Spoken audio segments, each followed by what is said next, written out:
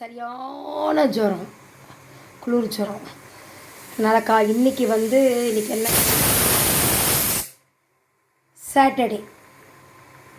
Saturday evening நான் என்ன பண்ணிட்டேன்னா, சாட்டர்டே மார்னிங் எல்லாருக்கும் ஸ்கூல் எல்லோரும் போயிட்டா. நான் இன்றைக்கி ஒன்றுமே சமைக்கலை. காலையில் தோசை வாத்து கொடுத்துட்டேன். இதோட கும்முன்னு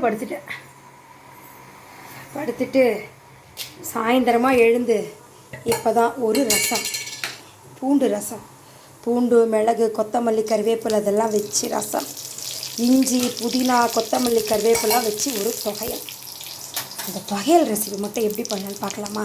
இங்கே கத்திரிக்காய் கொசு முடிச்சுடுத்து ஆஃப் பண்ணிட்டேன். கத்திரிக்காய் தக்காளி சின்ன வெங்காயம் இது வரைக்கும் போட்டு வேக வச்சுருக்கேன். பாப்போம். இங்கே பூண்டு ரசத்துக்கு ரசம் கொச்சிட்டுருக்கு. நான் பழைய புளி தான் இப்போல்லாம் வாங்கிறது. அதை டேஸ்ட் வைஸ் ரொம்ப நல்லாயிருக்கு. இதை பாருங்கள், மிளகா வறுத்தெடுத்து சிம்மில் தான் வச்சு வளர்த்துன்னு இருக்கேன். இப்போ அடுத்து உளுத்தம்பருப்பு கொஞ்சம் போடுவோம். எல்லாம் கண்ணு தோராயமாக கொட்டிக்கிறேன். எங்கள் மாமியார் சொல்லுவார், வஞ்சி வாடக்கா முஞ்சி வாடுன்னு. கொஞ்சமாக இருக்கவே வஞ்சிட்டேன். அதாவது கொட்டி யூஸ் பண்ணாத அளந்து யூஸ் பண்ணுன்னுவா. ஆனால் நான் இன்றைக்கி கொட்டி தான், ஏன்னா ஒரு கையில் வீடியோ எடுக்கணுமோ இல்லையோ அதனால். அடுத்தா காஞ்ச மிளகா, அப்புறம் உளுத்தம்பருப்பு ஒரு 5 காஞ்ச மிளகா. இது புல்லட் மிளகா. நான் சாம்பார் பொடி இதெல்லாம் பண்ணின்னு இருக்கேன். நான் உங்களுக்கு இப்போ வீடு வந்ததுக்கு ரீசனே அந்த பொடியெல்லாம் பண்ணி பேக் பண்ணி அதெல்லாம் வேணும், கொஞ்சம் பெரிய அகமாக வேணும்னு தான் மாற்றிண்டு.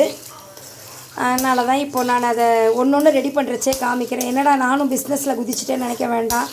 என்ன பண்ணுறது, இண்டிபெண்ட்டாக இருக்குன்னு நினைக்கிற ஒரு பெண்மணியும் இந்த மாதிரி வேலைகள் பண்ணலாம். என்னை பொறுத்த வரைக்கும் திருடக்கூடாது, பொய் சொல்லக்கூடாது, பட் உழைச்சி வாழலாம். ஆற்றை விட்டு வெளில போனால் தான் சம்பாதிக்கணுன்றது கிடையாது. ஆற்றுக்குள்ளேருந்து நேர்மையான வழியில் சம்பாதிக்கலாம். நிறைய வழிகள் இருக்குது. 1 2 இல்லை, ஏகப்பட்டது இருக்குது. எதை பண்ணாலும் நேர்மையாக கரெக்டாக பர்ஃபெக்டாக 4 பேர் வயிற்றுக்குள்ளே போகிறது ஹைஜீனிக்காக பண்ணோன்னா கண்டிப்பாக அதற்கான வரவேற்பு கிடைக்கும். இந்த மிளகா கிலோ 350 ரூபா. இதெல்லாம் ஆந்திரா மிளகா. ரொம்ப டேஸ்ட் கலர் ரெண்டுமே நல்லாயிருக்கும். இப்போ மழைக்கு இன்னும் விலை ஏறி இருக்கும், 450 ரூபா இருக்கும் இந்த மிளகாலாம். தனியா நான் வாங்குறதும் வெளியிலலாம் 110 ரூபா 120. நான் வாங்குறது 175 ரூபா தனியா. அது கம்மி நான் வாங்குறது இல்லை. அப்படியே தனியா எடுக்கிறச்சேவே தும்மல் வரும் நம்மளுக்கு. அவ்வளோ காரம், அவ்வளோ பர்ஃபெக்டாக ஃபஸ்ட்டு குவாலிட்டி. கிராமத்துலேருந்து செடியில் பறித்து உணர்த்தி வர்றது மிளகாய் கொண்டு ரொம்ப நல்லாயிருக்கும். ரசம் கொச்சின்னு இருக்குது. இந்த மாதிரி பூண்டு ரசம் வைக்கிறச்சே முதல்லையே புளி தக்காளி கரைச்சிட்டு அதில் பெருங்காயம் போடக்கூடாது. தாளிக்கிறச்சே தான் பெருங்காயம் போடணும். அப்போ தான் டேஸ்ட் நல்லா இருக்கும். இங்கே வரேன், பாருங்க என்னென்ன போட்டிருக்கேன். புதினா இருக்கா, கொத்தமிர்ச்சி இருக்கா, கருவேப்பிலை இருக்கா, இஞ்சி நல்லா 2 துண்டு இஞ்சி போட்டிருக்கேன். இப்போ தான் அண்ணாச்சிக்கல்ல போய் வாங்கிட்டு வந்தேன்.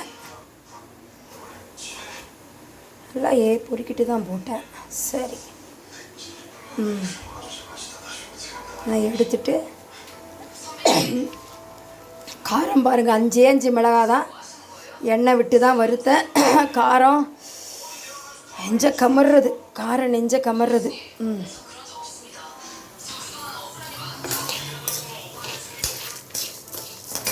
ஹையில் வச்சனோ இல்லையோ, கொஞ்சம் சிம்மில் வச்சு கொதிக்கட்டும்.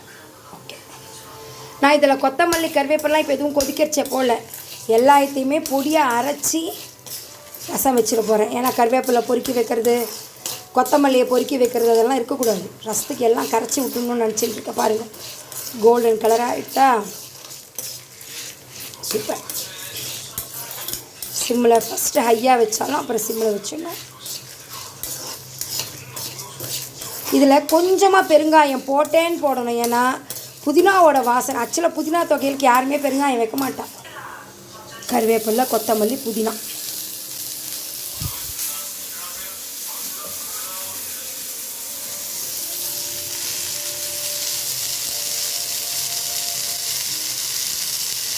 இந்த மழைக்கு சளி ஜுரம் இருமல் இதுக்கெல்லாம் வாய் கசக்கிறதுக்கெல்லாம் இந்த தொகையல் ரொம்ப நல்லா இருக்கும். ரசம் சாதம் போட்டு தொட்டுக்க மாட்டோமா? களி பிடிக்கிற நேரத்தில் வந்து நெய் போட்டுக்காது, ஜீரணம் ஆகாது. துணியூண்டு நல்லெண்ணெய், ஏன்னா அப்படியே பிசைஞ்சு சாப்பிட்டா காரம் மீன்ஸ் ஒரு மாதிரி இருக்கும், லூஸாக இருக்காது பொரியல் தொகையல் சாதம்.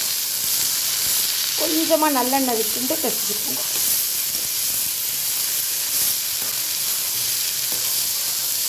ஒத்த கையில் வீடியோ எடுத்து நல்லா கறிக்கு இது பண்ணிட்டுருக்கேன்.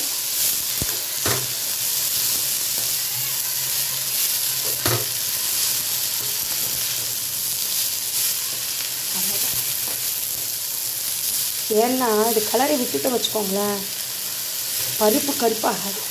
கரெக்டான கன்சிஸ்டன்சியில் இருக்குது ரெட் கலரில். அவ்வளோதான். ஓகே, நல்லா தான் இருக்கிற மாதிரி இருக்குது, அலமனா கருப்பாகிடுது. கையை மறைச்சி கொடுத்தா இது இஞ்சி இருக்குது பாருங்க, கொஞ்சம் வதங்கட்டும். இந்த மாதிரி ஒரு 5-6 துண்டு போட்டேன் இந்த சைஸில், கொஞ்சம் வதங்கட்டேன். இது இறங்கிக்கலாம். ஒரு இது மாதிரி ஒரு 5 பல் பூண்டு, கொத்தமல்லி, கருவேப்பிலை, இவ்வளோதான். இதை நல்லா வாஷ் பண்ணிக்கிறேன், அரைச்சி கொண்டு வந்து காமிக்கிறேன். என்னெல்லாம் வச்சுருக்கேன்னு பார்த்துட்டீங்களா? பூண்டு, கொத்தமல்லி, கருவேப்பிலை, அதோட கொஞ்சம் மிளகும் கொஞ்சம் சீரகமும், ஒரு காஞ்ச மிளகா போடும். சின்ன ஸ்பூன் மிளகு, ஜீரகம், ஒரு காஞ்ச மிளகா. இதோட இந்த பூண்டு, கொத்தமல்லி, கருவேப்பிலை இது எல்லாமும் போட்டாச்சு. இதை நல்லா கிரைண்ட் பண்ணிட்டு ரசத்தில் கொட்டிட்டு உங்களாண்ட காமிக்கிறேன். இந்த மாதிரி ரசத்துக்கு அரைச்சி ஒரு கலவையை எடுத்துட்டேன். இதை அந்த கொதிக்கிற அந்த ரசத்தில் கலக்கணும். ஓகேவா? இது கொஞ்சம் அலம்பி விட்டுக்கலாம். பார்த்தீங்களா, கொட்டிட்டேன்னா இப்போது இதுக்கு துளியூண்டு, இது ரசம்ன்றதுனா தெரியுமா, சூப்பு தான். அதனால் துளியூண்டு சர்க்கரை இல்லை வெல்லம் ஏதோ ஒன்று துளியூண்டு போட்டுக்கணும். அப்போ தான் அதோட டேஸ்ட்டு தூக்கி கொடுக்கும். இப்போ இது நீங்கள் மேலாக்க கொத்தமல்லி கருவேப்பிலாம் தூவ வேண்டாம், ஏன்னா எல்லாம் பொறுக்கி வச்சிடுறேன், கடுப்பாக இருக்குது எனக்கு. நல்லா அரைச்சே கொட்டிட்டேன், அந்த டஸ்ட்டே நிறைய சேர்ந்து போகிறது. இப்போது ஹையாக பண்ணிவிட்டேன், கொச்சின்னு இருக்குது. கரண்டி வச்சு கலரிடுவோமா? ஆனால் நாங்கள் திருவத்தூர் கடற்கரை இங்கேருந்து 2 கிலோமீட்டர், 4 கிலோமீட்டர் தான் இருக்கும் கடல். அதனால் குளிர் ஓதும் பா, அப்பப்பா. நான் ஒரு நாள் உங்களுக்கு கடல் கொண்டு போய் காமிக்கிறேன். ரொம்ப குளிருதுங்க பாருங்கள். கொதி வந்துடுதா? உப்பு போருமா பார்த்துடலாமா? பா, சரியான டேஸ்ட்டு, சரியான காரம்.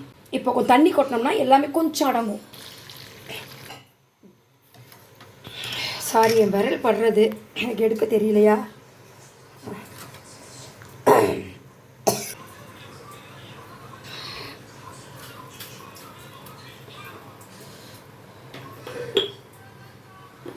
ஓகே, முடிஞ்சிடுது. நுர கட்டினப்புறம் ரசத்தை இறக்கிடலாம். ப்ரெஷர் போயிடுது. இதில் புளி கூட போட்டேன், சொல்ல மறந்துட்டேன் நான். அப்பா, நல்லா வெந்துட்டுருக்கு. பார்த்தீங்களா? தக்காளி, ஒரு 2 பூண்டு பல், சின்ன வெங்காயம், புளி, இதுலேயும் கருவேப்பிலை போட்டுட்டு வெள்ளை இதை வந்து ஸ்மாஷ் பண்ணிடலாம்.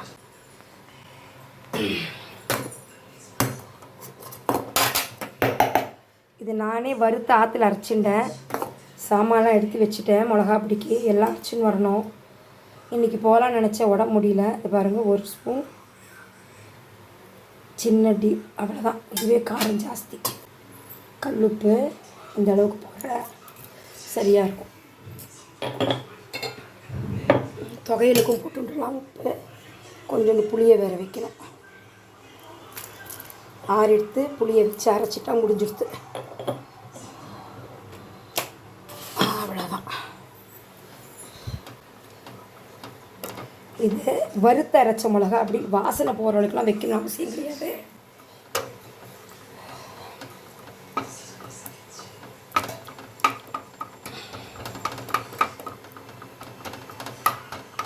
பாருங்க, தண்ணியாக இருந்ததில்ல, அப்படியே திக்காக எடுத்து பாருங்க.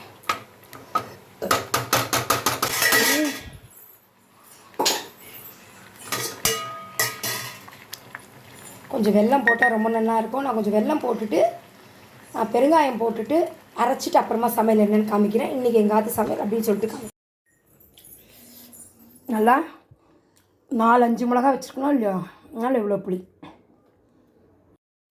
பார்த்தீங்களா, இப்போ தாளிச்சுட்டு இருக்கேன். நான் எப்போவுமே நெய்யில் தான் தாளிப்பேன்.